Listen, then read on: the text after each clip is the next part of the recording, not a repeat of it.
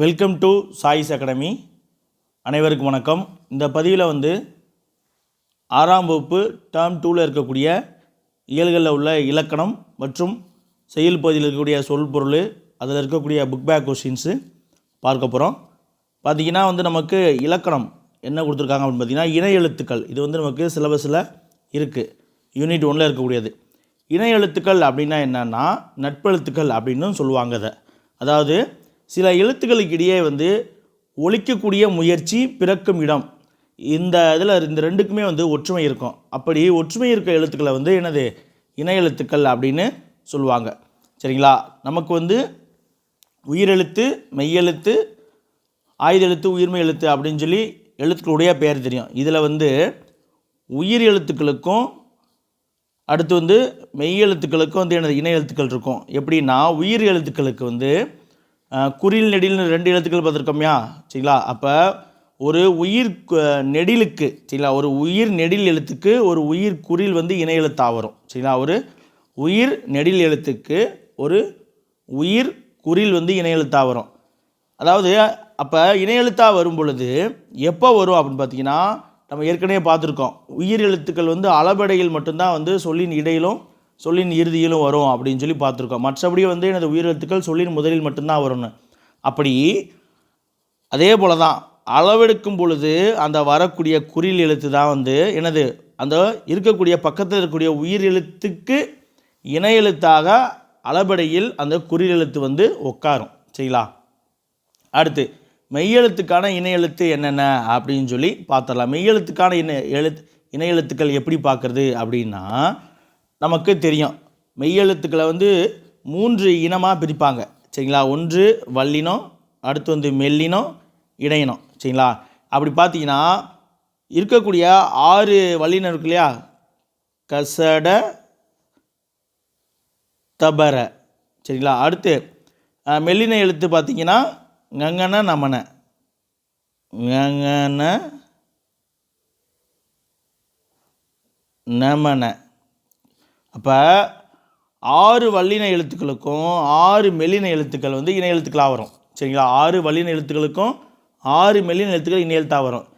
இந்த காக்கு, இக்குக்கு இங்கு இணை எழுத்தாக வரும், இச்சுக்கு இஞ்சி இணை எழுத்தாக வரும், இட்டுக்கு இன்னி இணை எழுத்தாக வரும், இத்துக்கு இந்தி இணை எழுத்தாக வரும், இப்புக்கு இம்பு இணை எழுத்தாக வரும். அதாவது அந்த எழுத்து வரும் பொழுது அது பக்கத்தில் இந்த இணை எழுத்துக்கள் மட்டும்தான் வரும், வேறு எழுத்துக்கள் பெரும்பாலும் வராது. சரிங்களா? அடுத்து இந்த இருக்கு, இந்த இன்னு தான் இணை எழுத்தாக வரணும். இதை நம்ம மயங்கொலியிலேருந்து நம்ம ஈஸியாக எடுக்கிறதுக்கு உதவும். சரிங்களா? எப்படின்னா இப்போ நன்றி அப்படின்னு ஒரு சொல் இருக்குது. அப்போ இந்த எழுத்து வந்துட்டாலே நமக்கு மயங்கொலி பிள்ளையை தவிர்த்தலாம். எப்படி? இந்த எழுத்து வந்தாலே இதற்கு இனமான எழுத்து இந்த இன்னு தான் வரணும், அப்போ இந்த இன்னு வரக்கூடாது அப்படின்னு நமக்கு மயங்கொலியிலேருந்து இந்த பிள்ளையை பிரிச்சுக்கலாம், தெரிஞ்சுக்கலாம், பிள்ளையை தவிர்த்துக்கலாம். சரிங்களா? அடுத்து பார்த்தீங்கன்னா வல்லினத்துக்கு மெல்லினம் இணை எழுத்துன்னு சொல்லிட்டோம். இந்த இடையின எழுத்துக்கள் 6மே ஒரு தனி இனமாக இருக்குது. சரிங்களா? இப்போ இங்கே கொடுத்துருக்க எடுத்துக்காட்டில் சொல்லலாம் பாருங்களேன், இந்த அடிப்படையில் இணை எழுத்துக்களாக இருக்கும். திங்கள், மஞ்சள், மண்டபம், அடுத்து சந்தனம், அம்பு, தென்றல். சரிங்களா? அடுத்து பாருங்கள், இந்த இடையின எழுத்துக்கள் 6 ஒரே இனம் சொன்னோம் இல்லையா, இந்த இ, இர், இல், இவ், இல், இல் இது எல்லாமே ஒரே இனமாக இருக்கும். சரிங்களா? இங்கே அந்த உயிரெழுத்துடைய எக்ஸாம்பிள்ஸ் கொடுத்துருக்காங்க பாருங்கள். நான் என்ன சொன்னேன் இல்லையா, உயிர் நெடிலுக்கு உயிர் குறில் இணை எழுத்தாக இருக்கும். அப்படி பார்த்தீங்கன்னா ஆ ஆ மன்னிக்கணும், ஆ அப்படிங்கிற நெடிலுக்கு ஆ அப்படிங்கிறது குறிலாக வரும். அதே போல் ஈங்கிற நெடிலுக்கு இ இணை எழுத்தாக வரும். எப்போ வரும் அப்படின்னா அளபடையில் மட்டும். சரிங்களா? இதை ஞாபகம் வச்சுக்கலாம், அளபடையில் மட்டும்தான், மற்ற இடத்துல வராது. சரி, அப்படி பார்த்தீங்கன்னா இந்த இடத்துல இந்த ஈ இருக்குது பார்த்தீங்களா, இந்த ஐ இருக்குது பார்த்தீங்களா, இந்த ஐ அப்படிங்கிற எழுத்துக்கு இந்த ஈ அப்படிங்கிற எழுத்து இணை எழுத்தாக வரும். அதே போல் ஈ அப்படிங்கிற நெடிலுக்கும் இந்த ஈ இணை எழுத்தாக வரும். ஐ அப்படின்னு நம்ம உச்சரிக்கும் போது அந்த ஈங்கிற சவுண்டு வருது இல்லையா, அதனால் இந்த ஐ அப்படிங்கிற நெடிலுக்கு இந்த ஈ இணை எழுத்தாக வரும். அதே போல் அவு இருக்கு இல்லையா, அவு அப்படின்னு சொல்லும்போது ஊ அப்படின்னு வருது இல்லையா இறுதியில், அப்போ இந்த அவு அப்படிங்கிற நெடிலுக்கு ஊ அப்படிங்கிற எழுத்து இணை எழுத்தாக வரும். அதே போல் ஊங்குற நெடிலுக்கும் இந்த ஊ குறில் இணை எழுத்தாக வரும். சரிங்களா? இப்போ இது 2 மட்டும்தான் டிஃப்ரெண்ட், நம்ம ரொம்ப தெளிவாக தெரிஞ்சுக்கணும். நம்ம ஈஸியாகவே இருக்கு பாருங்க, ஆ அப்படிங்கிற நெடிலுக்கு ஆ, ஈங்கிற நெடிலுக்கு இ, ஊங்கிற நெடிலுக்கு ஊ, ஏங்கிற நெடிலுக்கு ஏ, ஐ அப்படிங்கிறதுக்கு இந்த ஈ வந்துடும். அதே போல் ஓக்கு வந்து ஓ அப்படிங்கிற குறியில் வந்து இணை எழுத்தாக வந்துடும். அவுக்கு வந்து இந்த ஊ வந்துடும். சரிங்களா? அப்போ ஈ ஊ இந்த இரண்டு எழுத்துக்களுமே வந்து என்னது, இரண்டு உயிர் எழுத்துக்களுக்கு வந்து இணை எழுத்துக்களாக வரக்கூடிய தன்மையுடைய எழுத்துக்கள். சரிங்களா? அப்போ இணை எழுத்து முடிஞ்சு, இவ்வளோதான் இணை எழுத்து, இதில் ஒன்றும் பெருசாக கிடையாது. அதுதான் வந்து இங்கே சொல்லியிருக்காங்க இந்த விஷயங்களில்.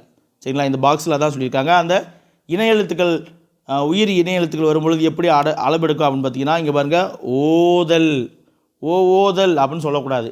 இந்த ஓ சவுண்டு ஆல்ரெடி இருக்க இரண்டு மாத்திரையோட ப்ளஸ் ஒரு மாத்திரை நீட்டிச்சு சொன்னால் ஓசை நயம் கிடைக்கும் அப்படிங்கிறதுக்காக தான் சொல்கிறாங்க. அப்போ சொல்லும்போது என்னது, இந்த ஓவை கொஞ்சம் ஒரு மாத்திரை அளவு நீண்டு சொல்லணும்.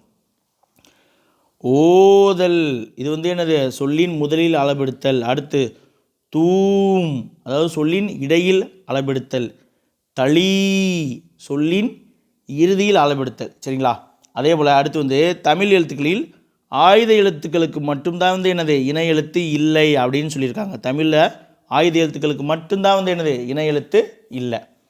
இதோட வந்து இணை எழுத்துக்கள் அப்படிங்கிற டாபிக் வந்து முடிஞ்சிருச்சு. அடுத்து இதில் இருக்கக்கூடிய புக் பேக் கொஷின்ஸ் பார்த்துட்டு நம்ம அப்படியே கலைச்சொற்கள் பார்த்துட்டு செயல் பாடத்துக்கு போயிடலாம்.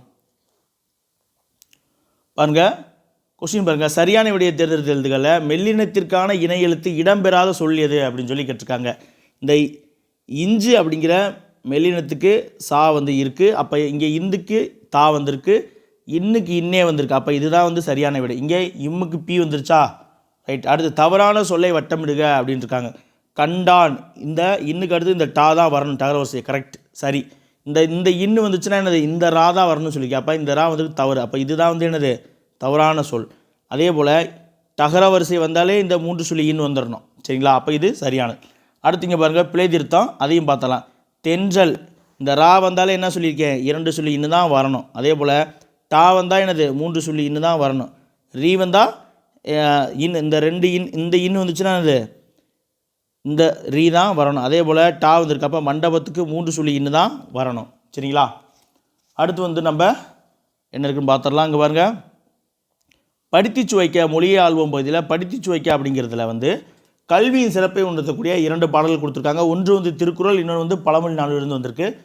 திருக்குறள் பார்த்தீங்கன்னா என்னது பாருங்கள், யாதானும் நாடாமல் ஊராமல் என்னொருவன் சாந்துணையும் கல்லாதவாறு. அதாவது என்ன சொல்லுது அப்படின்னா, கற்றவருக்கு எந்த நாடும் சொந்த நாடாக இருக்கும், எந்த ஊரும் சொந்த ஊராக அமையும். அத்தகைய கல்வியை வந்து ஒருவன் கல்வியாக கற்காமல் காலத்தை கழிப்பது ஏன் அப்படின்னு சொல்லி வள்ளுவர் வந்து நம்மள்கிட்ட ஒரு கேள்வியாக கேட்குறார். அடுத்து வந்து பாருங்கள், பழமொழி நானூறு பாடல். ஆற்றவும் கற்றார் அறிவுடையார் அஃதுடையார் நாற்றிசையும் செல்லாத நாடில்லை. அதாவது கல்வி கற்ற கல்வியறிவை பெற்றவர்கள் வந்து எல்லா நாடுகளுக்கும் செல்வாங்க, அந்த நாடு அவருடைய சொந்த நாடு போல் இருக்குது. அதாவது அந்நாடு வேற்று நாடு ஆகா தமவேவாம் அப்படின்னா அந்த நாடு வந்து அவர்களுக்கு வேற்று நாடு கிடையாது. கல்வி கற்ற அறிவாளிகளுக்கு எல்லா நாடும் சொந்த நாடு போலதே.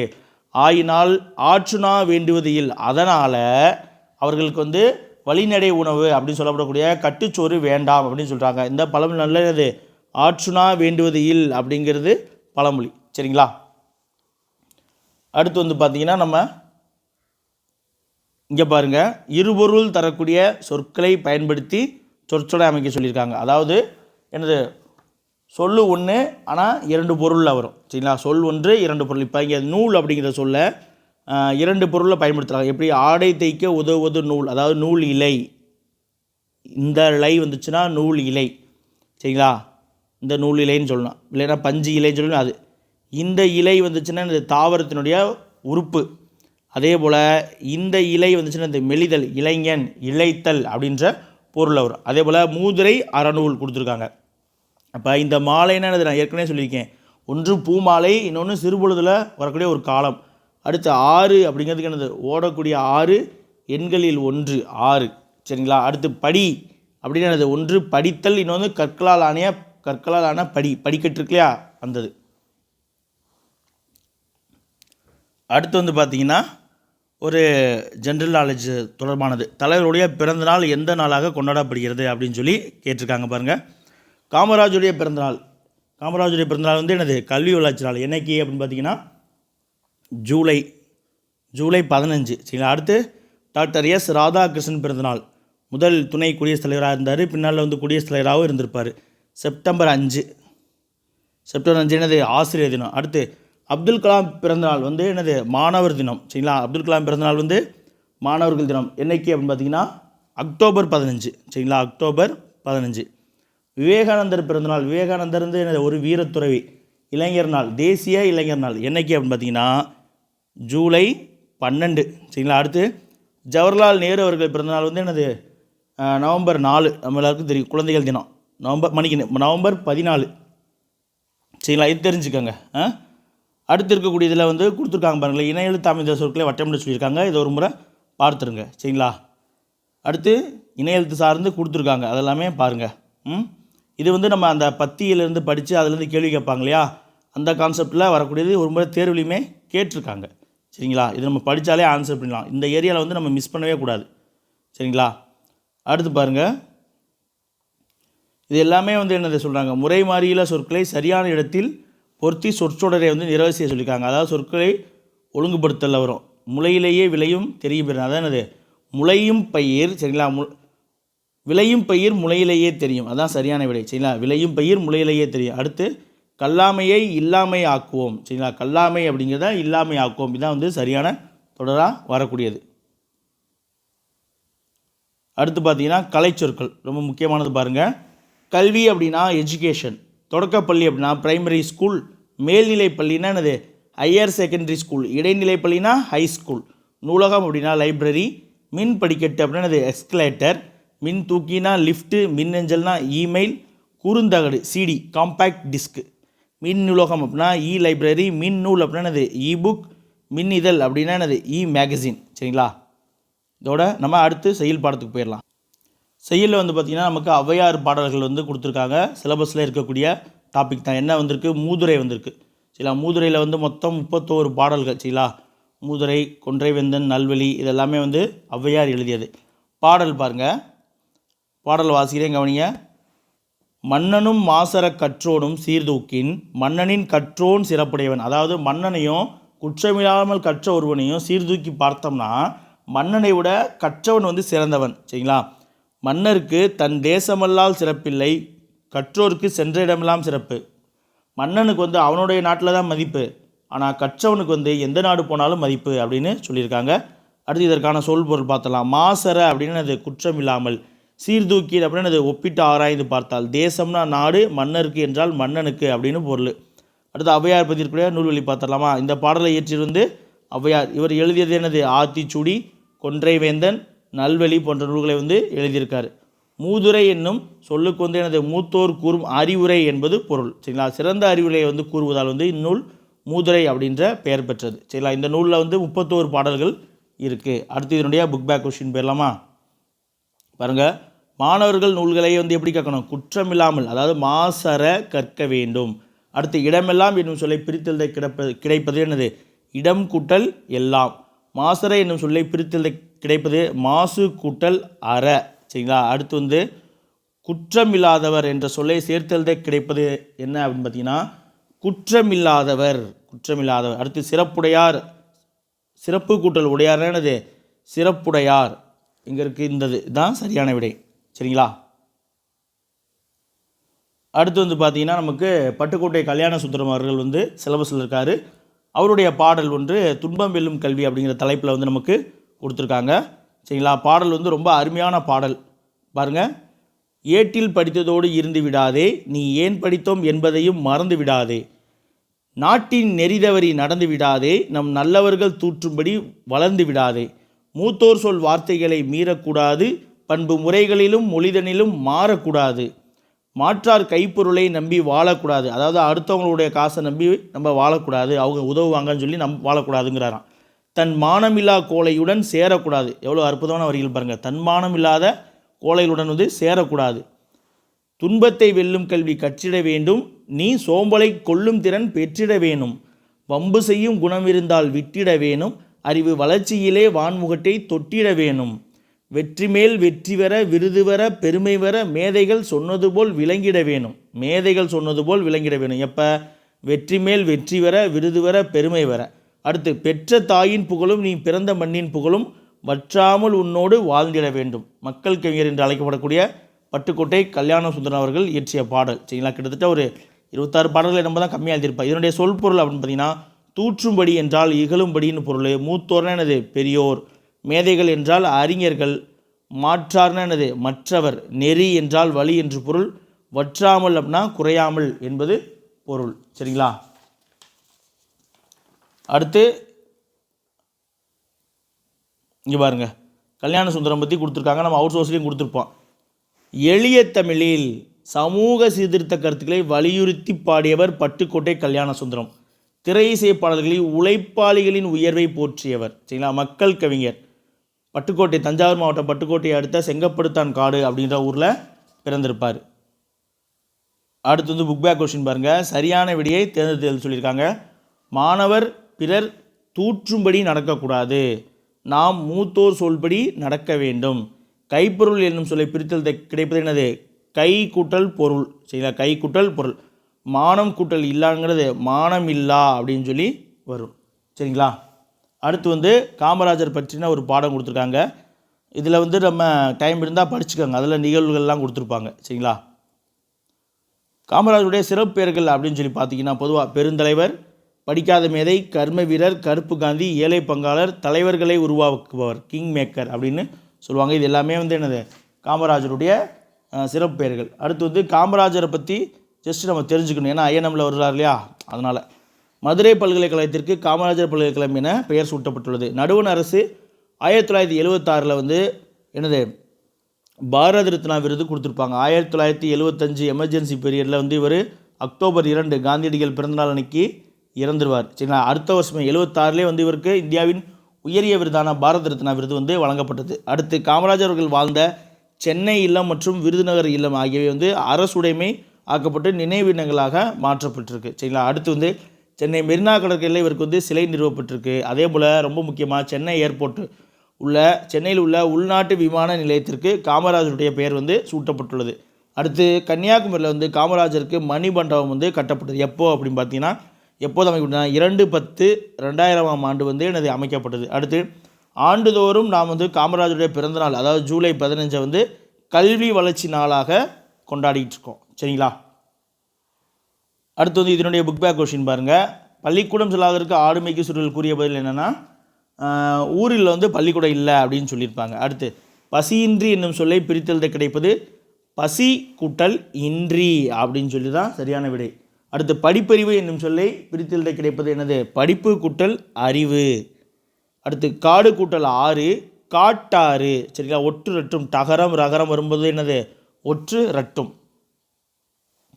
அடுத்து வந்து பாருங்கள். அடுத்து வந்து நமக்கு நூலகம் நோக்கி நூலகம் தொடர்பான ஒரு பாடம் கொடுத்துருக்காங்க. இதில் வந்து அண்ணா நூற்றாண்டு நூலகத்தை பற்றியும் தகவல் இருக்கும். அந்த தளத்தில் என்னென்ன இருக்குது அப்படிங்கிறத பற்றியும் சொல்லியிருப்பாங்க. சரிங்களா? அண்ணா நூற்றாண்டு நூலகத்தில் தளத்தில் என்னென்ன இருக்குது.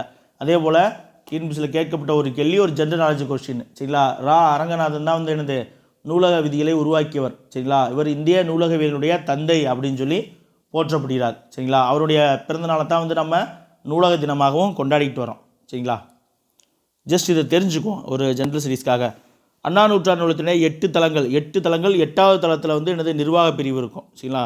நிர்வாக பிரிவும் அலுவலக பிரிவு இருக்கும். இப்போ தரைத்தளத்தில் வந்து என்னது? சொந்த நூல் படிப்பகம், பிரைலி நூல்கள், அதாவது கண்ணு தெரியாங்க படிக்கிறது. அடுத்து முதல் தளத்தில் வந்து குழந்தைகள் பிரிவு, பருவ இதழ். 2ஆம் தளத்தில் வந்து தமிழ் நூல்கள். 3ஆம் தளத்தில் கணினி அறிவியல், தத்துவம், அரசியல் நூல்கள்.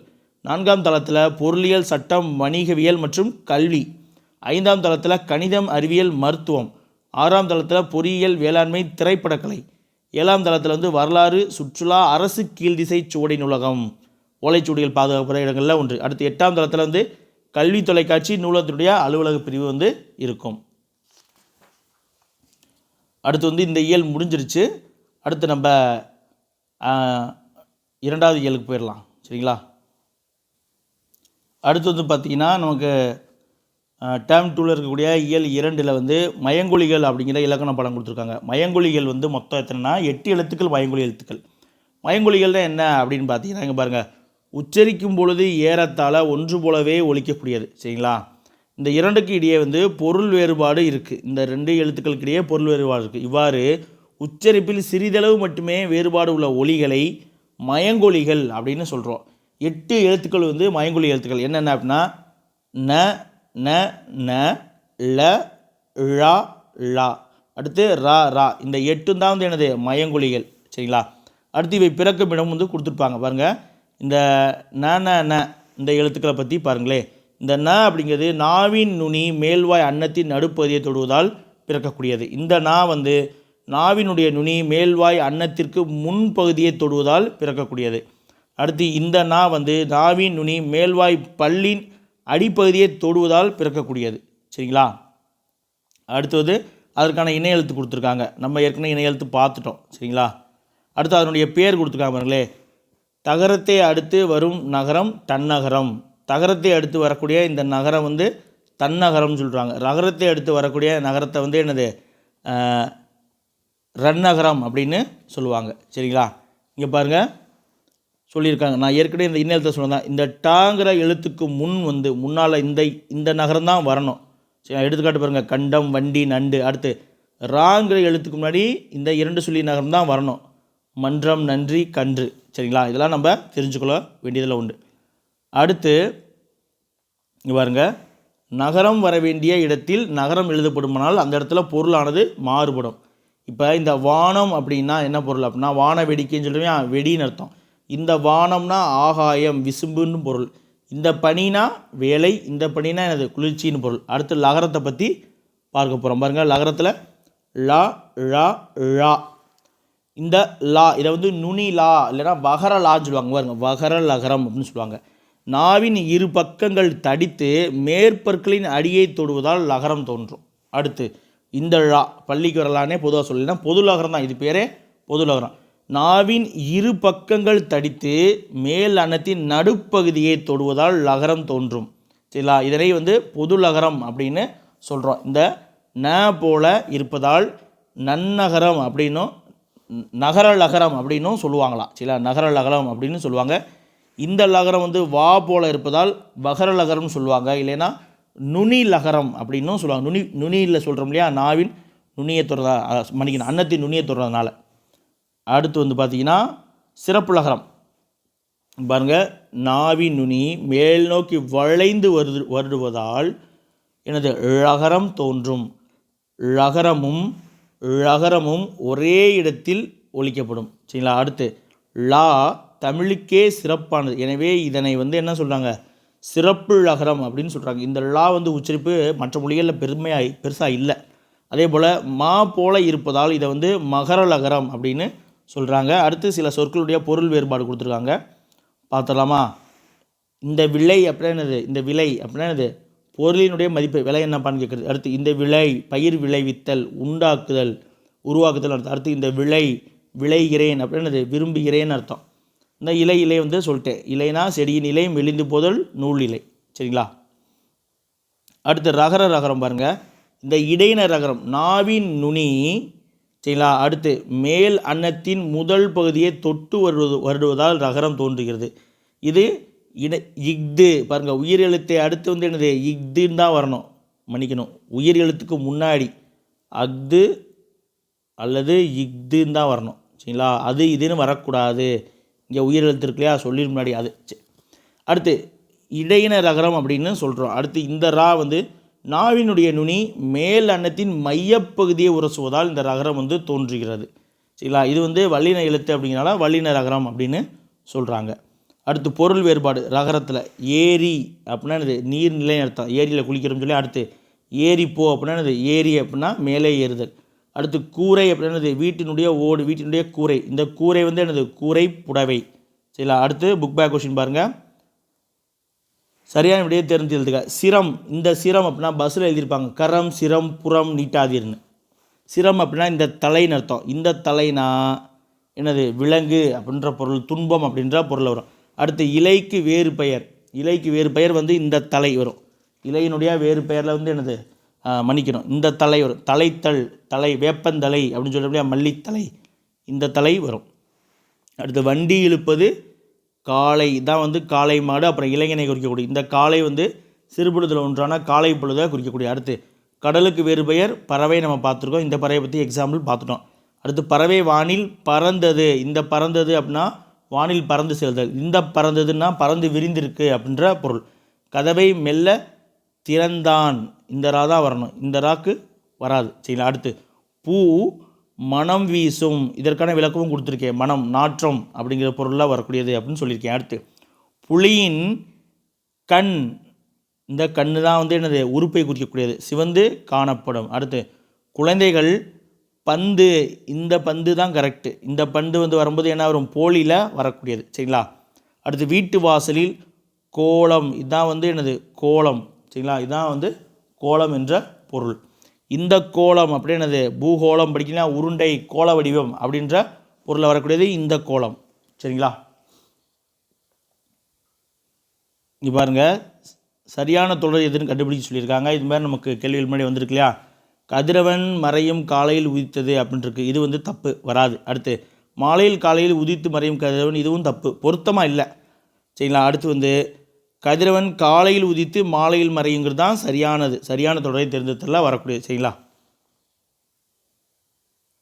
அடுத்து வந்து கலைச்சொல் பாருங்கள். கலைச்சொல் வந்து வெல்கம் அப்படின்னா நல்வரவு தெரியும். அடுத்து ஸ்கல்ப்சர் அப்படின்னா என்னது சிற்பங்கள், ஸ்கல்ப்சர்னால் சிற்பங்கள். சிப்ஸ் அப்படின்னா என்னது சில்லுகள் அப்படின்னு அர்த்தம். அடுத்து ரெடிமேட் ட்ரெஸ்ஸுன்னு என்னது ஆயத்த ஆடை. சரிங்களா. ஆயத்த ஆடை பூங்கா வந்து திருப்பூர் மாவட்டத்தில் நேதாஜி பேரில் உருவாக்கியிருக்காங்களே. அடுத்து மேக்கப் அப்படின்னா ஒப்பனை. டிஃபன் அப்படின்னா என்னது சிற்றுண்டி, சிற்றுனா வராது. சரிங்களா, சிற்றுண்டி அப்படின்னு பொருள். அடுத்து நம்ம இதில் இருக்கக்கூடிய செயல் படங்கள் பார்க்க போயிடலாம். செயலில் வந்து பார்த்திங்கன்னா நமக்கு ஆச்சாரக்கோவை கொடுத்துருக்காங்க, அறநூல்களில் வரக்கூடியது. சரிங்களா. ஆச்சாரக்கோவை பாடல் ஒரு முறை வாசிக்கிறேன், கவனிங்க. நன்றியறிதல் பொறையுடைமை இன்சொல்லோடு இன்னாத எவ்வுயிர்க்கும் செய்யாமை கல்வியோடு ஒப்புரவு ஆற்ற அறிதல் அறிவுடைமை நல்லினத்தாரோடு நட்டல் இவை எட்டும் சொல்லிய ஆசார வித்து அப்படின்னு சொல்கிறாங்க. ஒரு 8 அறிவுரைகளை வந்து இந்த ஆசாரக்கோவை பாடல் வந்து நமக்கு சொல்லுது. இந்த பாடலை எழுதியவர் வந்து பெருவாயின் முள்ளியார் அவர்கள். இதனுடைய சொல் பொருள் பார்த்துடலாம். பொருள் சொல்லட்டுமா, பொருள்னு சொல்லிடுறேன் பாருங்க. முதல் சொல்லும் பொருள் பார்த்துடலாம். நன்றி அறிதல் அப்படின்னா பிறர் செய்த உதவியை மறவாமை. ஒப்புரவு அப்படின்னா எல்லோரையும் சமமாக பேணுதல். நட்டல் அப்படின்னா நட்பு கொள்ளுதல். சரி, இந்த பாடலுடைய பொருள் என்ன அப்படின்னா, ஒன்று பிறர் செய்த உதவியை வந்து மறவாதிருத்தல், பிறர் செய்யக்கூடிய தீமைகளை வந்து பொறுத்து கொள்ளுதல் பொறையுடைமை. அடுத்து இனிய சொற்களை பேசுதல், எந்த உயிருக்கும் தீங்கு செய்யாமல் இருக்கிறது, கல்வி அறிவு பெறுதல், எல்லோரையும் வந்து என்னது சமமாக பேணுதல், அறிவுடையவர்களாக இருத்தல், அப்புறம் என்னது நட்பண்புடையவர்களோடு வந்து நட்பு கொள்ளுதல். இந்த 8ம் தான் வந்து நல்ல ஒழுக்கத்தை வந்து விதைக்கக்கூடிய விதைகள் அப்படின்னு ஆசாரக்கோவை வந்து நமக்கு சொல்லுது. சரிங்களா. இதனுடைய நூல்வெளி பார்த்துடலாம். இதனுடைய ஆசிரியர் வந்து பெருவாயின் முள்ளியார் அவர்கள். இவர் பிறந்த ஊர் வந்து கயத்தூர். ஆசாரக்கோவை என்பதற்கு நல்ல ஒழுக்கங்களின் தொகுப்பு. மூதுரை என்பதற்கு மூத்தோர் கூறும் அறிவுரை என்று பொருள். அப்போ ஆசாரக்கோவைக்கு வந்து எனது நல்ல ஒழுக்கங்களுடைய தொகுப்பு என்பது பொருள். இந்த நூல் வந்து 14 கீழ்கணக்கு நூல்களில் ஒன்றாக இருக்குது. இது வந்து 100 வெண்பாக்களை கொண்டது. சரிங்களா. 14 கீழ்கணக்கு நூல்கள் எல்லாமே வந்து என்னது வெண்பாக்களை கொண்டது தான். அடுத்து இதனுடைய புக் பேக் பாருங்கள். சரியான விடையை தேர்ந்தெடுத்தல்களை பிறரிடம் நான் இன்சொல் பேசுவேன் அப்படிங்கிறதான் சரியாக இருக்கும். அடுத்து பிறர் நமக்கு செய்யும் தீங்கை பொறுத்து கொள்வது வந்து பொறைனா பொறுமை. சரிங்களா. அடுத்து அறிவு கூட்டல் உடைமை, அறிவுடைமை, இதுதான் வந்து சரியான விடை. அடுத்து இவை கூட்டல் எட்டும் அப்படின்னா இவை எட்டும், இதுதான் வந்து சரியானது. அடுத்து பாருங்கள், நன்றியறிதல். நன்றியறிதல் என்னும் சொல்லை பிரித்தல்தை கிடைப்பது நன்றி கூட்டல் அறிதல். பொறையுடைமை வந்து என்னது பொறை கூட்டல் உடைமை அப்படின்னு சொல்லி பிரிக்கணும். சரிங்களா. அடுத்து வந்து கண்மணிய கண்ணுருங்கு அப்படின்னு சொல்லி நாட்டுப்புற இலக்கியம் தொடர்பாக கொடுத்துருக்காங்க. நமக்கு இதில் பாடல் பெருசாக தேவையில்லை, இதனுடைய சொல்பொருள் மட்டும் பார்த்துட்டு போயிடலாம். சரிங்களா. நந்தவனம் அப்படின்னா பூஞ்சோலை என்று பொருள். பார் அப்படின்னா உலகம். பண் அப்படின்னா என்னது இசை. இழைத்து அப்படின்னா என்னது பதித்துன்னு ஒரு பொருள் இருக்குது பாருங்கள். இழைத்து அப்படின்னா என்னது பதித்து அப்படின்னு பொருள். அதே இது இந்த இழைத்து அப்படின்னா என்னது ஒன்று மெலிதல் அப்படின்னு படுத்திருக்கோமா, மெலிந்து போதல். அதே போல் தச்சர் மரத்தை இழைத்தார்னு வரும் இல்லையா, அந்த இடத்துல அதாவது மரத்தை குறைக்கிறது பொருளில் வரும். அதே போல் முத்துக்களை என்னது வாளில் இழைத்து செய்தார்கள் அப்படின்னா இந்த இடத்துல பதித்து அப்படின்ற பொருளில் வரக்கூடியது. சரிங்களா. அடுத்து தாலாட்டு இலக்கியம்னா என்ன அப்படின்னு சொல்லி ஜஸ்ட் பார்த்துட்டு போயிடலாம். தாலாட்டு வந்து ஒரு வாய்மொழி இலக்கியம். சரிங்களா. தாள் அப்படின்னா தாள் என்பதன் பொருள் நாக்கு என்று பொருள். நாவை அசைத்து போடுறதால் தாலாட்டுன்னு சொல்கிறாங்க. இது எப்படி பிரிக்கலாம், தாள் கூட்டல் ஆட்டு அப்படின்னு சொல்லி பிரிக்கலாம். சரிங்களா. குழந்தையுடைய அழகிய நீக்கி தூக்கத்தை வரவைக்காக பாடக்கூடிய ஒரு பாட்டு தான் வந்து என்னது இந்த தாலாட்டு. அடுத்து வந்து இதனுடைய புக் பேக்கில் நமக்கு என்ன கொடுத்துருக்காங்க பாருங்கள். பாட்டி இசைத்து அப்படிங்கிற சொல்லை பிரித்ததை கிடைப்பது வந்து என்னது பாட்டு கூட்டல் இசைத்து. சரிங்களா? அடுத்து கண்ணுறங்கு அப்படின்னா அது கண் கூட்டல் உறங்கு. வாழை இலை என்பதனை சேர்த்தெழுத கிடைக்கும் சொல். வாழை இலைங்கிற சேர்த்தெழுத கிடைக்கிறது வாழை இலை அப்படிங்கிற சொல் வந்து நமக்கு கிடைக்கும். கை கூட்டல் அமர்த்தி. கை கூட்டல் அமர்த்தினா என்னது? கையமர்த்தி. எங்கே இருக்குது? கையை அமர்த்தின்னு வரக்கூடாது. சரிங்களா? ஏன்னா இங்கே ஐ இல்லை, கையமர்த்தி தான் வரணும். இதுதான் சரியான விடை. அடுத்து உதித்தங்கிற சொல்லுக்குரிய எதிர்ச்சொல். உதித்த அப்படின்னா என்னது? மறைந்த அப்படிங்கிறது எதிர்ச்சொல். அடுத்து வந்து பார்த்திங்கன்னா தமிழர் பெருவிழா அப்படின்னு சொல்லி ஒரு உரைநடை படம் கொடுத்துருப்பாங்க. அதில் பொங்கல் பற்றி இருக்கும். அதில் வந்து பார்த்திங்கன்னா என்னது? உழவர் திருநாள், அதாவது பொங்கலை வந்து உழவர் திருநாள் கொண்டாடுவோம். அதாவது தை மாதம் முதல் நாளில் வந்து திருவள்ளுவர் ஆண்டு வந்து துவங்கும். தை முதல் நாளை தான் வந்து பொங்கலாக கொண்டாடுறோம். தை 2ஆம் நாள் வந்து திருவள்ளுவர் நாள் வந்து கொண்டாடப்படுகிறது அப்படின்னு சொல்லி கொடுத்துருப்பாங்க. அதே போல் அறுவடை திருநாள் இந்தியாவில் மற்ற பகுதியில் ஆந்திரம், கர்நாடகம், மராட்டியம், உத்தரப்பிரதேசம் ஆகிய மாநிலங்களில் மகர சங்கராந்தி அப்படிங்கிற பேரில் கொண்டாடப்படுது. பஞ்சாப் மாநிலத்தில் லோரிங்கிற பேரில் கொண்டாடப்படுது. குஜராத், ராஜஸ்தானில் மாநிலத்தில் வந்து உத்தராயன் அப்படிங்கிற பேரில் கொண்டாடப்படுது அப்படின்னு சொல்லியிருப்பாங்க. அது தவிர அதில் வேறு என்ன தகவல் இருக்குது? நமக்கு தெரிஞ்ச தகவல் தான். திருவள்ளுவருடைய காலம் வந்து கிமு 31ஆம் நூற்றாண்டு அப்படின்னு சொல்லுவாங்க அப்படின்னு சொல்லி கொடுத்துருக்கோம். அதே போல் சல்லிக்கட்டு, அதை பற்றின ஏறுதல்கள் பற்றி அதில் செய்திகள் இருக்கும். டைம் இருக்கும்போது அதை ஒரு முறை எளிமையாக வாசிச்சுக்கோங்க. சரிங்களா? அடுத்து அதனுடைய புக் பேக் பார்த்திங்கன்னா கதிர் முற்றியதும் டேஸ் செய்வர். கதிர் முற்றியது என்ன செய்வாங்க? கதிர் முற்றிருச்சுன்னா அறுவடை தான் செய்வாங்க. அடுத்து விழா காலங்களில் வீட்டின் வாயிலில் மாவிளையால் தோரணம் தான் அர்த்தம். தோரணம் கட்டுவர். அடுத்து பொங்கல் அன்று அப்படின்னு எப்படி பிடிக்கலாம்? பொங்கல் அன்று அப்படின்னு சொல்லி சேர்த்து எழுதலாம். பொங்கல் கூட்டல் அன்றுனா பொங்கல் அன்று அப்படின்னு சேர்த்து எழுதலாம். போகி பண்டிகைங்கிறத எப்படி பிரித்து எழுதலாம்? போகி கூட்டல் பண்டிகை. போகி கூட்டல் பண்டிகைன்னு சொல்லி நம்ம பிரித்து எழுதலாம். அடுத்து 5வது பாருங்கள். பழையன கழிதலும் புதியன புகுதலும் அப்படின்னு சொல்லி ஒரு நன்னூல் பாடல் இருக்குது. அடுத்து பச்சை பசேல் என்ற வயலைக்கான இன்பம் தரும், பட்டுப்போன மரத்தைக்கான என்ன தரும்? நமக்கு துன்பம் தரும். சரிங்களா? இந்த பச்சை பசேல் சொல்கிறோம் இல்லையா, இது வந்து செறிவினை இணை சொற்கள் இருக்குல்ல, நேரிணை, எதிரிணை, செறிவினைன்னு வாங்க. பச்சை பசேல் அதனுடைய அடர்த்தியை குறிக்கக்கூடியது, செறிவை குறிக்கக்கூடியது செறிவினை அப்படின்னு சொல்லுவாங்க. சரிங்களா? அடுத்து வந்து மாமல்லபுரம் சார்ந்து ஒரு பாடம் இருக்குது. அதுலேயுமே வந்து நமக்கு சில விஷயங்கள் மட்டும் இருக்கும். சரிங்களா? அந்த ஹிஸ்டாரிக்கல் சம்மந்தமாக இருக்கும். அதுலேருந்து நமக்கு ஜென்ரல் ஸ்டடீஸில் கேள்விகள் வரலாம். ஏன்னா அந்த 4 தலைமுறை கால கட்டிடக்கலைகள் இருக்கும். இப்போ மகேந்திரவர்மன் காலத்தில் குகை கோயில் செஞ்சாங்க. அடுத்து நரசிம்மவர்மன் காலத்தில் வந்து என்னது நமக்கு நரசிம்மவர்மன் காலத்தில் வந்து அந்த திறந்தவெளி சிற்பங்கள் செஞ்சுருப்பாங்க. அடுத்து வந்து நந்திவர்மன் காலத்தில் ஒரு கற்றளி கோயில் கட்டியிருப்பாங்க. அதற்கடுத்து வந்து ராசசிம்மன் காலத்தில் ஒரு விதமான கற்றளி கோயில் கட்டியிருப்பாங்க அப்படின்னு சொல்லி அதனுடைய விஷயங்கள் வந்திருக்கும். சரிங்களா? அப்போ நமக்கு இந்த இயல் 2 டேர்ம் 2ல் இயல் 2 முடிஞ்சிச்சு. அடுத்து நம்ம இயல் 3 பார்க்க போயிடலாம். அந்த சிற்பக்கலையில் பார்த்திங்கன்னா சிற்பக்கலை வடிவமைப்புகளை வந்து ஒரு 4 வகையாக பிரிக்கிறாங்க. எப்படின்னு சொல்லிட்டு 4 தலைமுறையாக பிரிக்கிறது ஒன்று, 4 வகையாக பிரிக்கிறாங்க. குடைவரை கோயில் வந்து மகேந்திரவர்மன் தான் சொன்னேன். அடுத்து ஒற்றைக்கல் கோயில் வந்து நரசிம்மவர்மன், முதலாம் நரசிம்மவர்மன். கட்டுமான கோயில் வந்து 2 பேர் பண்ணியிருப்பாங்க. அதாவது ராசசிம்மன் என்று சொல்லப்படக்கூடிய 2ஆம் நரசிம்மவர்மன் பாணி ஒன்று, அடுத்து நந்திவர்மன் பாணி ஒன்று, அடுத்து வந்து புடைப்பு சிற்பங்கள். சரிங்களா? இப்படி 4 வகையான கலை வடிவமைப்புகள் வந்து எங்கள் மாமல்லபுரத்தில் இருக்குது. இது ஒரு முக்கியமான செய்தி. சரிங்களா? இப்போ நம்ம அடுத்து 3வது இயலுக்கு போயிடலாம். டேர்ம் 2ல் இயல் 3ல் வந்து நமக்கு கொடுக்கப்பட்டிருக்க இலக்கண பாடம் அப்படின்னு சொல்லி பார்த்தீங்கன்னா நம்ம சிலபஸில் இருக்கக்கூடிய முக்கியமான பாடம் சுட்டெழுத்துக்கள், வினா எழுத்துக்கள். சரிங்களா? சுட்டெழுத்து, வினா எழுத்து அப்படின்னு அந்த ஒன்றை சுட்டி காட்ட நாம் பயன்படுத்தக்கூடிய எழுத்து சுட்டெழுத்து. என்னது? 3 எழுத்து. சரிங்களா? 1 அ, அடுத்து வந்து இ, அடுத்து வந்து உ. இந்த ஆவும் ஈவும் இப்போது பயன்பாட்டில் இருக்குது, ஊ வந்து பயன்பாட்டில் இல்லை. சரிங்களா? அதாவது 3 எழுத்துக்கள். சரிங்களா? அப்போ தான் என்னது ஆ இ ஊ எழுதுனேன் இல்லையா? இந்த ஆ இ ஊல இந்த ஊங்கிற சுட்டெழுத்து மூலயமா வரக்கூடிய சொற்கள் வந்து தற்பொழுது பயன்பாட்டில் இல்லை. சரிங்களா? ஒன்றை சுட்டி காட்டுவதற்கு பயன்படுத்தக்கூடிய சொற்களை வந்து சுட்டு சொற்கள் சொல்லுவாங்க. அந்த சொற்களுக்கு முதலில் அமைந்துள்ள எழுத்துக்களை வந்து சுட்டெழுத்துக்கள் அப்படின்னு சொல்லுவாங்க. இந்த சுட்டெழுத்துக்களை வந்து எப்படி பிரிப்பாங்க அப்படின்னா 2 வகையாக பிரிப்பாங்க. என்னென்ன அப்படின்னு சொல்லி பார்த்தீங்கன்னா அகச்சுட்டு, புறச்சுட்டு அப்படின்னு சொல்லி பிரிப்பாங்க. அகச்சுட்டு அப்படின்னா என்னென்னா சொற்களின் உள்ளே இருந்து சுட்டுப்பொருளை தந்துச்சுன்னா அது வந்து அகச்சுட்டுன்னுவாங்க. அதாவது சொற்களுக்கு உள்ளே இருக்கக்கூடிய சுட்டு எழுத்துக்களை நீக்கினால் அதில் இருக்கக்கூடிய மற்ற எழுத்துக்கள் வந்து பொருள் தராது. சரிங்களா? அதைத்தான் வந்து என்னது அகச்சுட்டுன்னு சொல்லுவாங்க. இப்போ சொல்லுக்கு அகத்தே தான் அந்த சுட்டு எழுத்தானது இருக்கும். எடுத்துக்காட்டு பாருங்கள், இவன் அவன் இது அதில் இந்த இ ஆ இதெல்லாம் நம்ம தூக்கிட்டோம்னா மீதி இருக்கக்கூடிய வன்னு தூலாம் பொருள் தருமா? தராது. அப்போ இது வந்து என்னது சொல்லுக்கு உள்ளேயே இருக்கக்கூடிய சுட்டெழுத்து. அப்போ இதனால் இது வந்து என்னது அகச்சுட்டு அப்படின்னு சொல்லிட்டு, அகம்னா உள்ளே அப்படின்னு பொருள். அடுத்து புறம்னா என்னது சொல்லுக்கு வெளியே இருக்கக்கூடியது.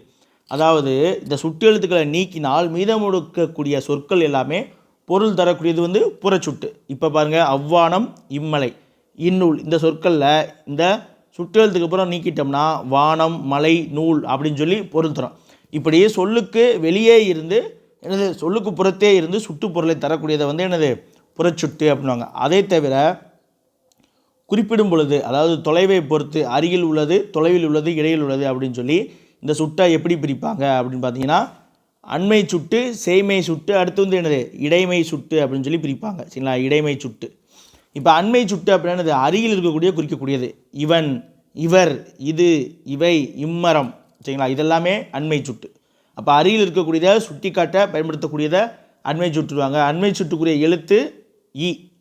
அடுத்து சேய்மை சுட்டுனது தொலைவில் உள்ளதை சுட்டி காட்ட பயன்படுத்தக்கூடியது சேய்மை சுட்டு. சரிங்களா? இப்போ பாருங்கள், அவள், அவர், அது, அவை, அவ்வீடு இதெல்லாமே என்னது தொலைவில் இருக்கக்கூடியதை சுட்டி காட்டக்கூடியது. அப்போ சேய்மை சுட்டுக்குரிய சுட்டெழுத்து அ. அதே போல் அருகில் இருப்பதற்கும் தொலைவில் இருப்பதற்கும் இடையில் இருக்கக்கூடியதை சுட்டிக்காட்ட பயன்படுத்தக்கூடிய எழுத்து தான் வந்து என்னது ஊ. சரிங்களா? இப்போ அது கிடையாது. சரிங்களா? அப்போ இதை வந்து என்னன்னு சொல்லுவாங்க இடைமை சுட்டுன்னுவாங்க. எடுத்துக்காட்டு பாருங்கள், உது, உவன். அதே போல் உப்பக்கம் அப்படின்வாங்க. உப்பக்கம் அப்படின்னா முது பக்கம் அப்படின்ற பொருளில் வரக்கூடியது. சரிங்களா?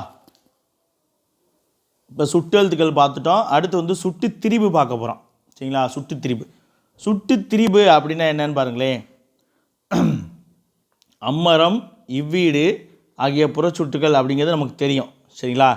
இந்த புறச்சுட்டுக்களை வந்து அந்த மரம், இந்த வீடு அப்படின்னு நம்ம சொல்கிறோம் இல்லையா? இப்படி வழங்கக்கூடிய இந்த அந்த இந்த இதைத்தான் வந்து என்னது அந்த சுட்டு வந்து திரிந்து வந்திருக்கு, மாறுபாடு அடைந்திருக்கு. அதனால் இதை வந்து சுட்டு திரிபு அப்படின்னு சொல்கிறாங்க. மாற்றம் பெற்று வரக்கூடியதை வந்து என்னது சுட்டு திரிபு அப்படின்னு சொல்கிறோம். சரிங்களா?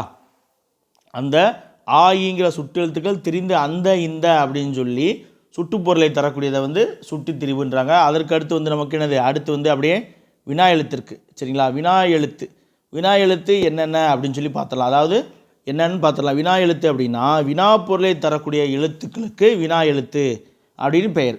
சில வினா எழுத்துக்கள் வந்து எல்லா வினா எழுத்துக்களும் ஒரே மாதிரி செயல்படாது. சில வினா எழுத்துக்கள் வந்து சொல்லினுடைய முதலில் இடம்பெறும், சில வினா எழுத்துக்கள் வந்து சொல்லினுடைய இறுதியில் இடம்பெறும் அப்படின்னு சொல்லியிருக்காங்க. அவை எங்கெங்கே இடம்பெறும், என்னென்ன எழுத்துக்கள் அப்படின்னு சொல்லி பார்த்துடலாம். வினா எழுத்துக்கள் வந்து பார்த்திங்கன்னா மொத்தம் 5 வினா எழுத்துக்கள். சரிங்களா? அதில் ஒன்றே ஒன்று மட்டும்தான் குறில், மீதி எல்லாமே நெடில். ஏ, யா, ஆ, ஓ, ஏ இந்த 5 தான் வந்து என்னது வினா எழுத்துக்கள். இதில் வந்து மொழிக்கு முதலில் வரக்கூடியது, மொழியின் இறுதியில் வரக்கூடியது, அடுத்து மொழியினுடைய முதலிலும் இறுதியிலும் வரக்கூடியது அப்படின்னு சொல்லி பார்க்குறோம். அப்போ வினா எழுத்து வந்து என்னது சொல்லின் இடையில் வராது. இது ஒரு பாயிண்ட் ஞாபகம் வச்சுங்க. மொழியின் முதலில் வரக்கூடிய வினா எழுத்து எது அப்படின்னா இந்த 2 ஏ, யா. இப்போ நம்ம சொல்ல முடியாது எங்கே போகிற, எங்கு போகிற, யாரை பார்க்க போகிற, யார், எங்கு, இதெல்லாம் வினாச்சொல். அப்போ சொல்லுக்கு முதலில் வரக்கூடியது ஏ, யா. அடுத்து மொழியினுடைய இறுதியில் வரக்கூடியது எது அப்படின்னா ஆ, ஓ. அதாவது பேசலாமா, 2 பேரும் பேசலாமா, 2 பேரும் போகலாமோ, அவனுக்கு தெரியுமோ அப்படின்னு கேட்குற முடியாது. அப்போ மோ, ஓ, ஆ இதெல்லாமே அந்த சொல்லின் இறுதியில் வரக்கூடியது. அடுத்து சொல்லின் முதலிலும் இறுதியில் வரக்கூடியது என்ன அப்படின்னு பார்த்தீங்கன்னா ஏ அப்படிங்கிற ஒரு எழுத்து. சொல்லுக்கு முதலில் ஏன் அப்படின்னு வரும். அதை செய்தவன் நீதானே அப்படின்னா சொல்லின் இறுதியில் வரும். சரிங்களா? அடுத்து அதே போல் சுட்டு எழுத்து போலயே வினா எழுத்தையும் அகவினா புறவினா அப்படின்னு சொல்லி பிரிக்கிறாங்க. சேம் கான்செப்ட் தான், பெரிய மாற்றம் இல்லை. இப்போ பாருங்கள், எது, யார், ஏன் இந்த சொற்களில் உள்ள வினா எழுத்துக்களை நீக்கினால் பிற எழுத்துக்கள் பொருள் இல்லை. அப்போ சொல்லின் அகத்தே இருந்து வினா பொருளை தருவது அகவினா எனப்படும். அவ்வளோதான், முடிஞ்சு. அடுத்து புறவினா என்னது, அவனா, வருவானோ இந்த சொற்களில் இருக்கக்கூடிய ஆ, ஓங்கிற வினா எழுத்துக்களை நீக்கினாலும் பிற எழுத்துக்கள் பொருள் தரும். ஆ போச்சுன்னா அவன் வரும், வருவான் பொருள் தரும். அப்போ சொல்லின் புறத்தே வந்து வினா பொருளை தருவது புறவினா. அவ்வளோதான். சரிங்களா? அடுத்து இதில் இருக்கக்கூடிய புக் பேக் கொஷின் பார்த்துட்டு நம்ம அடுத்து செய்யுள் பகுதி போயிடலாம். என் வீடு, சரியான விடையை தேர்ந்தெடுத்து கேட்டிருக்காம பாருங்கள். என் வீடு அங்கே உள்ளது. இங்கே சொல்லும்போது தூரத்தில், அங்கே பக்கத்தில் இருக்குன்னா இங்கேன்னு சொல்லலாம். தம்பி அப்படி பக்கத்தில் கூப்பிட்றான், இங்கே வா. நீர், நீர் தண்ணீர் என்ன கேள்வியாக கேட்கும்போது எங்கே தேங்கி இருக்கிறது. அடுத்து யார் அவர் தெரியுமா. சரிங்களா? அடுத்து உன் வீடு எங்கே அமைந்துள்ளது. இதுதான் சரியான விடை. சரிங்களா? அடுத்து நம்ம நேரடியாகவே செய்யுள் பகுதிகள். அடுத்து பாருங்கள், கலைச்சொற்கள். இந்த பாடத்தில் இருக்கக்கூடிய கலைச்சொற்கள் பார்ப்போம். பண்டம் அப்படின்னா கமாடிட்டி. அடுத்து பயணப்படகுகள்னா ஃபெர்ரிஸ். பாரம்பரியம்னு என்னது? ஹெரிட்டேஜ். நுகர்வோர்னா கன்சியூமர். கடற்பயணம் வாயேஜ்னா கடற்பயணம். தொழில் முனைவோர் என்னது? என்டர்பிரனர். கலப்படம்னா அடல்ட்ரேஷன். வணிகர்னா மெர்ச்சன்ட். சரிங்களா? செய்யலில் பார்த்தீங்கன்னா நானிலம் படைத்தவன் அப்படின்னு சொல்லி முடியரசன் அவர்கள் எழுதிய பாடல் நமக்கு கொடுத்துருக்காங்க. நேரமின்மை காரணமாக என்னால் வாசிக்க முடியல. இந்த பாடலை பாருங்கள், நம்ம சொல் பொருள் பார்த்துட்டு போயிடலாம். முடியரசன் நமக்கு சிலபஸ்லையுமே இருக்கார். மல்லெடுத்த அப்படின்னா வலிமை பெற்ற, சமர் அப்படின்னா போர், நல்கும்னா தரும் என்று பொருள், கழனினா வயல் என்று பொருள், மரம் என்றால் வீரம் என்று பொருள், எக்களிப்பு அப்படின்னா பெருமகிழ்ச்சி என்று பொருள், களம் அப்படின்னது கப்பல் என்று பொருள், ஆலினா கடல் என்று பொருள். சரிங்களா? அடுத்து பார்த்திங்கன்னா முடியரசன் பற்றி பார்த்தோம்னா என்னது? இவர் இப்போ இயற்பெயர் துரைராசு. பூங்கொடி, வீரகாவியம், காவியப்பாவை. சரிங்களா? அப்புறம் புதியதொரு விதி செய்வோம், இதெல்லாமே இவருடைய நூல். இவரை வீர் கவியரசர் அப்படின்னு சொல்லுவாங்க. கவியரசர் பட்டம் குன்றக்குடி அடிகளாரில் பரமமலையில் நடைபெற்ற பாரி விழாவில் இவருக்கு வழங்கப்பட்டது. இவர் பெரிய குளத்தில் பிறந்திருப்பார். காரைக்குடி மீசு உயர்நிலைப்பள்ளியில் காரைக்குடி மீசு உயர்நிலைப்பள்ளியில் எனது தமிழாசிரியராக பணியாற்றியிருப்பார். சரிங்களா? இது இவரை பற்றின செய்திகள். புக் பேக் கொஷின் பார்த்தோம்னா சரியான விடையை தேர்ந்தெடுத்து எழுதுகளில் போர்க்களத்தில் வெளிப்படக்கூடிய குணம் எது? வீரம். கல்லெடுத்து என்னும் சொல்லி பிரித்தது கிடைப்பது கல் குட்டல் எடுத்து. சரிங்களா? அடுத்து பார்த்தீங்கன்னா நானிலம் அப்படிங்கிற சொல்ல பிரிக்கிறது எப்படின்னா 4 கூட்டல் நிலம் சொல்லி பிரிக்கணும். நாடு கூட்டல் என்றனா நாடு என்ற. அடுத்து களம் கூட்டல் ஏரி, களமேரி அப்படின்னு சொல்லி வரும். சரிங்களா? அடுத்து தொடரில் அமைத்து எழுதுக அப்படின்னு சொல்லி கொடுத்துருக்காங்க. ஒரு சொல்லியும் ஒவ்வொரு தொடரில் அமைத்து பார்த்து எழுதுங்க. அடுத்து பார்த்தீங்கன்னா கடலோடு விளையாடு அப்படின்னு சொல்லி ஒரு பாடல் கொடுத்துருக்காங்க. அதுலேயுமே நீங்கள் அதனுடைய சொல் பொருள் பாருங்கள். சொல்லும் பொருளும் அப்படின்னு சொல்லி நம்ம இதில் பார்த்தோம்னா கதிர்ச்சுடர் அப்படின்னு கதிரவனின் ஒளி அப்படின்னு பொருள். மின்னல் வரின்னு மணல் கோடு. அரிச்சுவடி அப்படின்னா அகரவரிசை எழுத்துக்கள். சரிங்களா? அடுத்து இதனுடைய புக் பேக் கொஷின் பார்க்க போயிடலாம். அடுத்து புக் பேக் பாருங்கள். கதிர்ச்சுடர் அப்படிங்கிற சொல்ல பிரித்தல் கிடைப்பது கதிர் கூட்டல் சுடர். சரிங்களா? அடுத்து மூச்சடக்கி அப்படின்னா மூச்சு கூட்டல் அடக்கி. பெருமை கூட்டல் வானம்னா பெருவானம். சரிங்களா? பெருமை கூட்டல் வானம் மை விகுதி போயிடும், அப்படியே பெருவானம் அப்படின்னு சொல்லி புணர்வு. அடுத்து அடிக்கும் கூட்டல் அலைனா அடிக்கும் மலை. அடிக்கும் மலை அப்படின்னு சொல்லி வரணும். சரிங்களா? அடிக்கும் மலை இதுதான். சரிங்களா? அடுத்து அப்படியே பொறுத்துக்க இருக்குது, அதை பார்த்துட்டு அடுத்து வளரும் வாணிகம் அப்படின்னு சொல்லி ஒரு பாடம் கொடுத்துருக்காங்க. அதில் நமக்கு பண்டமாற்று வாணிகம் சார்ந்து சில இலக்கிய தகவல்கள், இலக்கிய பாடல்கள் குறித்து செய்திகள்லாம் இருக்கும். சரிங்களா? அதில் இதை பார்த்துலாம். முதல்ல விடிவெள்ளி என்னது அவங்களுக்கு? விடிவெள்ளி எப்படி இருக்கான்? விளக்கு போன்றிருக்கான். விடிவெள்ளி விளக்கான். மணல் மேடு தான் என்னது? பஞ்சு மெத்தையாம். புயல் என்னது அவர்களுக்கு? ஊஞ்சல். பனிமூட்டம் போர்வை. சரிங்களா? அடுத்து பார்த்திங்கன்னா இந்த வளரும் வாணிகம் இருக்குது பார்த்திங்களா? வளரும் வாணிகத்தில் முக்கியமாக நம்ம பார்த்தோம்னா பட்டினப்பாளையில் சொல்லப்பட்ட வணிகம் சார்ந்த செய்திகள் இருக்கும். பண்டமாற்று வணிகத்தை பற்றி இருக்கும். தரைவழி நீர்வழியாக வணிகம் நடந்தது இருக்கும். இது ஒரு முக்கியமானது பாருங்கள். தன்னாடு விளைந்த பொன்னெல் தந்து. சரி, தன்னாடு விளைந்த வெண்ணெல் தந்து பிற நாட்டு உப்பின் கொள்ளை சுற்றி உமணர் போகலும் அப்படின்ற அடிகள் நற்றிணையில் இடம்பெற்றிருக்கு. அடுத்து பாலோடு கூலோடு பெயரும் அப்படிங்கிறது குறுந்தொகையில் இடம்பெற்றிருக்கு. அடுத்து பொன்னோடு கரியோடு பெயருங்கிறது அகநானூரில் இடம்பெற்றிருக்கு. சரிங்களா? பொன் அப்படின்னா தங்கத்தை எடுத்தால் என்ன பண்ணலாம்? பத்திரமா பீரோக்குள்ளே வைப்பான். அப்போ அகநானூறு. சரிங்களா? அடுத்து பாலோடு கூலோடு பெயரும். கூழ் அடுத்து குறுந்தொகை ஞாபகம் வச்சுக்கோங்க. சரிங்களா? அதற்கடுத்து பார்த்திங்கன்னா மயில் தொகை, அரிசி, சந்தனம், இஞ்சி, தேக்கு, மிளகு இதெல்லாமே என்னது? இங்கே இந்தியாவிலேருந்து பிற நாட்டுகளுக்கு ஏற்றுமதி செய்யப்பட்ட பொருட்கள் அப்படின்னு சொல்லி கொடுத்துருப்பாங்க. அடுத்து சீனாவிலேருந்து இறக்குமதியானது அப்படின்னு பார்த்தீங்கன்னா கண்ணாடி, கற்பூரம், பற்று இதெல்லாமே இறக்குமதியாக இருக்கும் அப்படின்னாங்க. அடுத்து வந்து முக்கியமாக அரேபியாவிலேருந்து என்னது குதிரைகள் வந்து வாங்கப்பட்டது அப்படின்னு சொல்லியிருப்பாங்க. பட்டினப்பாலை வந்து வணிகர்களுடைய நேர்மையை பாராட்டுறதுக்காக என்ன சொல்லியிருக்கோம், நடுவு நின்ற நன்னெஞ்சினோர் அப்படின்னு சொல்லி பட்டினப்பாலை வந்து சொல்லியிருக்கோம். சரிங்களா. அடுத்து இதனுடைய புக் பேக் கொஸ்டின் பாருங்கள். வீட்டு பயன்பாட்டிற்காக பொருட்கள் வாங்கக்கூடியவர்கள் வந்து என்ன சொல்லுவாங்க, நுகர்வோர் அப்படின்னு சொல்லுவாங்க. வணிகம் கூட்டல் சாத்து, வணிக கூட்டல் சாத்து, சாத்துன்னு என்னது கூட்டம், வணிகர் அப்படின்ற பொருள், வணிகச்சாத்து எங்கே இருக்குது, வணிகச்சாத்து இதுதான் கரெக்டான விடை. சரிங்களா. சாரி மன்னிக்கணும், இது வணிகச்சாத்து. பண்டம் கூட்டல் மாற்று, பண்டம் மாற்று. சரிங்களா. பண்டம் கூட்டல் மாற்று, பண்டம் மாற்று. அடுத்து மின்னணு என்னும் சொல்லை பிரித்தது கிடைப்பது என்னது, மின் கூட்டல் அணு. சரிங்களா. மின் கூட்டல் அணு இதுதான் சரியான விடை. அடுத்து விரிவடைந்த அப்படின்ற சொல்லை பிரித்து எழுத கிடைப்பது விரிவு கூட்டல் அடைந்த அப்படிங்கிறது சரியான விடை. சரிங்களா. அடுத்து வந்து பார்த்திங்கன்னா நமக்கு இந்த கலைச்சொல் ஆங்கில சொல்லுக்கு இணையான தமிழ் சொல்னு கொடுத்துருப்பாங்க பாருங்களே, அதில் பார்த்தலாம். கரன்சி நோட் அப்படின்னா என்னது, கரன்சி நோட்டு. கரன்சி நோட்னா என்னது, நோட்டு நம்ம பணத்தால். சரிங்களா. பேங்க்னா வங்கி. சரிங்களா. பேங்க்னா வங்கி. அடுத்து செக்குனா என்னது, காசோலை. செக்குனா காசோலை. டிமாண்ட் டிராஃப்ட் அப்படின்னா என்னது, பணத்தால். டிமாண்ட் டிராஃப்ட்னா பணத்தால். அடுத்து டிஜிட்டல்னா மின்னணு மயம். டெபிட் கார்டுனா கடன் அட்டை. கிரெடிட் கார்டுனா பற்று அட்டை. ஆன்லைன் ஷாப்பிங்னா இணையதள வணிகம். காமர்ஸ்னால் இணைய வணிகம். சரிங்களா. அதாவது டிமாண்ட் டிராஃப்ட்னா வரை ஓலை. சரிங்களா. டிமாண்ட் டிராஃப்ட்னா என்னது, வரை ஓலை. கரன்சி நோட்டுனா பணத்தால். சரிங்களா.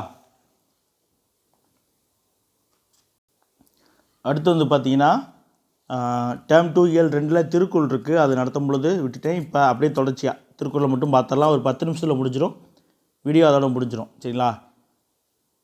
பாருங்கள், திருக்குறள் பாருங்கள். நமக்கு முதல்ல வந்து விருந்தோம்பல் அதிகாரம் கொடுத்துருக்காங்க. விருந்தோம்பல் பாருங்கள். முதல் குறள், விருந்து புறத்தா தானூண்டல் சாவா மருந்தெனினும் வேண்டற்பாற்றன்று. இந்த அதிகாரம் வந்து நமக்கு 20 அதிகாரங்களில் வரக்கூடியது. சரிங்களா. அப்போ விருந்து புறத்தா தானூண்டல் அப்படின்னா அமிர்தமாகவே இருந்தாலும் விருந்தினர் வரும் பொழுது, சரிங்களா, விருந்தினர் இருக்கும் பொழுது தான் மட்டும் உண்பது விரும்பத்தக்கது அன்று. மருந்தெனினும் அப்படின்னா என்னது, அமிர்தங்கிறது என்னது, இறப்பை தராத மருந்து. அதனால தான் குறிக்கிறாங்க. சரிங்களா. அப்போ இறப்பை தராத அமிர்தமான மருந்தாகவே இருந்தாலும் விருந்தினர் இருக்கும் பொழுது நாம் மட்டும் சாப்பிடக்கூடியது வந்து என்னது, வேண்டற்பாற்றன்று அப்படின்னா என்னது, விரும்பத்தக்கது அன்று. அடுத்து மோப்பக்குலையும் அனிச்சம் முகந்திருந்து நோக்கக்குலையும் விருந்து. மோந்து பார்த்தாலே அனிச்ச மலர் மாடிடும், அதுபோல் மோந்து பார்த்தாலே அனிச்ச மலர் வாடிடும். சரிங்களா. அதுபோல் நம்முடைய முகம் வந்து மாறினாலே விருந்தினர் வந்து அவங்களுடைய உள்ளம் வந்து வாடி போயிடும் அப்படின்னு சொல்கிறாங்க. அடுத்து கல்லாமை. கல்லாமை பாருங்கள். இந்த கல்லாமை என்னது, மது வருந்தாமை, மது எதிர்ப்பு. இந்த கல் அப்படின்னா என்னது, மது அப்படின்னு பொருள். அடுத்து உள்ளத்தால் உள்ளலும் தீதே பிறன் பொருளை கள்ளத்தால் கல்வோம் எனல். சரிங்களா. அதாவது மன்னிக்கணும், கல்லாமைன்னா இந்த இடத்துல திருடாமை அப்படின்ற பொருள் வரும். இந்த கல்னா தேன், மது அப்படின்ற பொருளையும் வரும் தான். சரிங்களா. நான் அந்த அர்த்தத்தில் நினச்சிக்கிட்டேன். உள்ளத்தால் உள்ளலும் தீதே பிறன் பொருளை கள்ளத்தால் கல்வேம் எனல். அதாவது அடுத்தருடைய பொருளை களவாடலாம் என உள்ளத்தால் நினைப்பது கூட தீமையானது அப்படின்று சொல்கிறாங்க. அடுத்து களவினால் ஆக்கிய ஆக்கம் அளவறிந்து ஆவது போல கெடும். அதாவது களவின் மூலமாக திருடி சேர்க்கப்படும் செல்வமானது செல்வம் வளர்வது போல இருந்தாலும் ஆனால் முடிவில் வந்து அந்த செல்வம் வந்து அழிந்து விடும் அப்படிங்கிறது தான் 4வது குறளுக்கான விளக்கம். அடுத்து ஊக்கமுடைமை வந்து நமக்கு சிலபஸில் இருக்கக்கூடியது. அடுத்து குறள் பாருங்கள். உள்ளமுடைமை உடைமை பொருளுடைமை நில்லாது நீங்கிவிடும். அதாவது ஒருவனுக்கு நிலையான செல்வம் அப்படிங்கிறது எதுனா உள்ளமுடைமை தான். உள்ளமுடைமைனா அது ஊக்கம். சில உள்ளமுடைமைனா ஊக்கம். ஊக்கம் தான் ஒருவனுக்கு நிலையான செல்வம். பாருங்கள், நிலையான செல்வம்னு வள்ளுவர் எதை குறிப்பிடுகிறார், ஊக்கத்தை குறிப்பிடுறார். மற்ற செல்வங்கள் எல்லாமே நிலையில்லாமல் அழிந்துடும் அப்படின்னு சொல்கிறார். அடுத்து ஆக்கம் அதர்வினாய் செல்லும் அசைவிலா ஊக்கமுடையான் உலை. அதாவது ஆக்கம் அதர்வினாய் செல்லும் அப்படின்னா அது ஆக்கம்னா இந்த இடத்துல ஊக்கம் செல்வம்னு அப்படின்னு வச்சுக்கலாம். ஆக்கம்னா செல்வம் தான். அதாவது ஆக்கமானது செல்வமானது அதர்வினாய் தன்னால் வழிகேட்டு போகும். அதர்வினாய் செல்வம் இது தன்னால் அதுவாக ஆட்டோமேட்டிக்காக போகக்கூடியது. எங்கே அப்படின்னா அசைவிலா ஊக்கமுடையான் இல்லை. எவன் ஒருவன் அசையாத ஊக்கத்தை உடையவனாக இருக்கிறானோ அவங்கிட்ட ஆக்கமானது செல்வமானது தானே வழிகேட்டு போகும் அப்படின்னு சொல்கிறார். அடுத்து பாருங்கள் 7வது குறள். வெள்ளத்தனைய மலர் நீட்டம் மாந்தர்தம் உள்ளத்தனைய துயர்வு. இது நமக்கு தெரியும். என்னது, தண்ணீரின் உயரத்துக்கு ஏற்ப அதில் இருக்கக்கூடிய நீர்மலருடைய உயரமானது வளரும். இப்போ தாமரை செடி குளத்தில் பார்த்தீங்கன்னா தண்ணி எவ்வளோ இருக்கோ கரெக்டாக அதுக்கு மேலே தான் அந்த பூ இருக்கும். அல்லிப்பூ பார்த்தீங்கன்னா தண்ணி எவ்வளோ இருக்கோ அதுக்கு மேலே அந்த பூ இருக்கும். அதுபோல் உள்ள மாந்தர்தம் உள்ளத்தனே உயர்வு. மனிதர்களுடைய உள்ளம் எந்த அளவுக்கு தூய்மையாக இருக்கோ அந்த அளவுக்கு அவர்கள் உயர்வானவர்களாக கருதப்படுவார்கள். சரிங்களா? அடுத்து 8வது குறள் பாருங்கள். உள்ளுவது எல்லாம் உயர் உள்ளல் மற்றது தள்ளினும் தள்ளாமை நீர்த்து. உள்ளுவதெல்லாம் உயர் உள்ளல், அதாவது நாம் எண்ணுவதை எல்லாமே எப்பொழுதுமே உயர்வாக தான் எண்ணணும். எண்ணியதை அடையாவிட்டாலும் அந்த எண்ணத்தை என்னது கைவிடக்கூடாது. அதான் இது. மற்றது தள்ளினும் தள்ளாமை நீர்த்து. எண்ணிய எண்ணத்தை அடையாவிட்டாலும் அந்த எண்ணத்தை கைவிடக்கூடாது. அடுத்து பயனிலா சொல்லாமை பாருங்கள். பயனிலா சொல்லாமை. அரும்பயன் ஆகியும் அறிவினார் சொல்லார் பெரும்பயன் இல்லாத சொல். அரும்பயன் ஆயும் அறிவினார் சொல்லார் பெரும்பயன் இல்லாத சொல். அதாவது நன்மை எது அப்படின்னு சொல்லி ஆராய்ந்து அறியக்கூடியவனுடைய அறிவுடையவர்கள் எப்போதுமே பயன் தராத சொற்களை பேச மாட்டாங்களாம். சரிங்களா? அடுத்து சொல்லுக சொல்லிற் பயனுடைய சொல்லற்க சொல்லிற் பயனிலா சொல். கடந்த முறை தேர்வில் கேட்டது. சொல்லுக சொல்லிற் பயனுடைய அப்படின்னா என்னது? பயனுடைய சொற்களை மட்டும்தான் பேசணும். சரிங்களா? சொல்லற்க சொல்லில் பயனிலா சொல். சொல்லாத எதை பயனில்லாத சொற்களை பேசாமல் விட்டு விடணும் அப்படின்னு சொல்கிறார். சரிங்களா? இந்த வீடியோ பதிவு இதனுடன் முடிவடைகிறது. இந்த பதிவில் 6th நியூ புக்கில் இருக்கக்கூடிய டேர்ம் 2ல் இருக்கக்கூடிய 3 இயல்களுமே நம்ம பார்த்துருக்கோம். சரிங்களா? அடுத்த பதிவில் இதே போல் டேர்ம் 3ல் இருக்கக்கூடியதை முடிச்சுட்டு நம்ம அடுத்து 7th இலக்கண பாடங்களுக்கு போயிடலாம். சரிங்களா? வீடியோவை தொடர்ச்சியாக பாருங்கள். வீடியோ எப்படி இருக்குது அப்படின்னு சொல்லி கமெண்ட் பண்ணுங்கள். நீங்கள் பார்த்துட்டு அதற்கு அளிக்கக்கூடிய கமெண்ட் தான் நாங்கள் ஏதாவது மாற்றம் செஞ்சு உங்களுக்கு புரிய வைக்கணுமா இல்லை ரொம்ப வேகமாக சொல்கிறோமா அப்படிங்கிறதா, உங்களுக்கு நடத்துகிற பாடம் புரியுதா அப்படிங்கிறதெல்லாம் எங்களுக்கு தெரிஞ்சால் தான் இன்னும் உங்களுக்கு வீடியோ கொடுக்கக்கூடிய ஒரு ஆர்வம் அந்த உத்வேகத்தை தரக்கூடியதாக இருக்கும். சரிங்களா? வீடியோ பாருங்கள், உங்களுடைய ஃப்ரெண்ட்ஸுக்கு வீடியோ ஷேர் பண்ணுங்கள். மீண்டும் ஒரு நல்ல வீடியோவில் சந்திப்போம். தேங்க்யூ.